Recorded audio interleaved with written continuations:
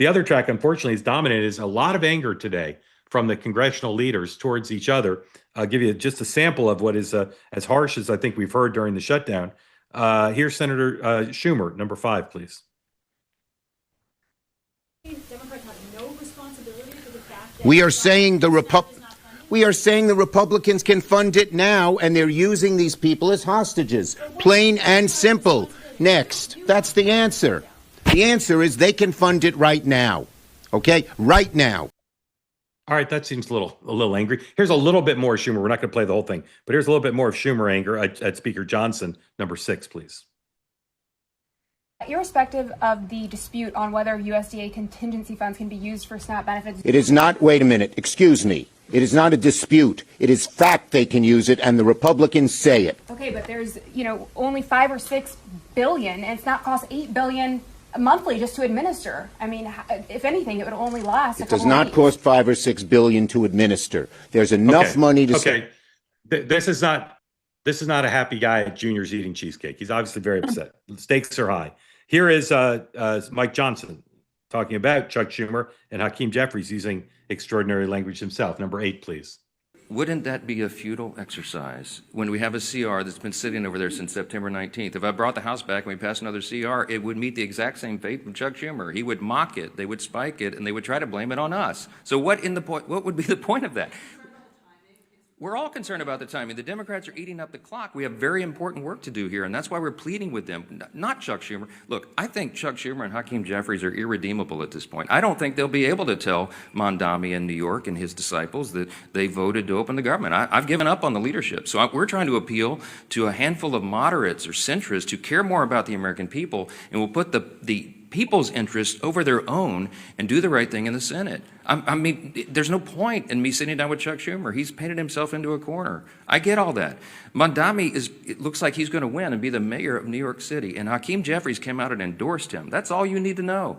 Hakeem Jeffries is terrified that Mondami, one of his disciples, is going to challenge him in his own seat in the election next fall. You've already seen that rumored. Some of you have reported on it. So he had to do it. Okay. Kristin, if you were staffing either of those two guys and they came off, would you say to Chuck Schumer, that demeanor's not good? Would you say to Mike Johnson, irredeemable is kind of a strong word, or both those are fine for the moment? For the moment, I think they're fine. So it was almost like there was a blanket, instruction that went out today to have everyone have righteous anger. So you saw Thune, you saw Schumer. Yeah. Thune did it too. I just didn't play it, but yeah, he did. Right. Yeah. I mean, it's definitely, and the reason being is because, I mean, we're 2 or 3 days out from all these benefits stopping. Today's and what I would suspect today is, I think today's the first day congressional staff didn't get their paycheck. So there's probably a lot of anger up there, or at least people that are stressed. It's more stressed than usual. And so, I don't think I would tell them to do anything differently today. I would say if they do it tomorrow, I would tell them to pull it back. You can't be that angry every single day without a solution or showing that you're making progress to a solution.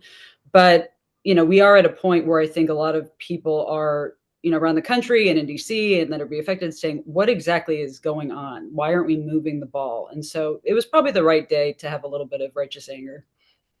Karen, has Chuck Schumer ever gotten that angry at you? No, but presidents have been. Yeah. I have yelled at me.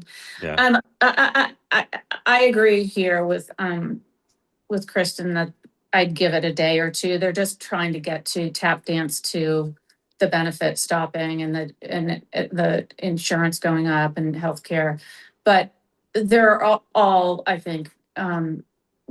If I was talking to the Democrats right now, I would just ask the question: why is the party that is in charge of the presidency and the Senate and the House not somehow to blame for what's going on here? They're in charge of everything. Yeah. So, none of this is new. I mean, for the last 50 years, every president has had a shutdown. The difference this time is that it is, it's so long. I mean, the longest was under Trump too, 35 days. Other presidents have closed, the government for 1, 4, 5 days in order to, win some broad policy objective. The problem here is that these guys aren't going to be able to solve it without the president. And the president doesn't seem to care. He doesn't seem to give any regard for the cruelty that's happening. I mean, Josh Hawley is now our voice of reason. I mean, that's got to give everybody some concern. So, I think that the Republicans are to blame. I think that the Democrats should continue to repeat that. And the president's going to have to get involved to solve it. Obviously, Speaker Johnson has no control over his caucus.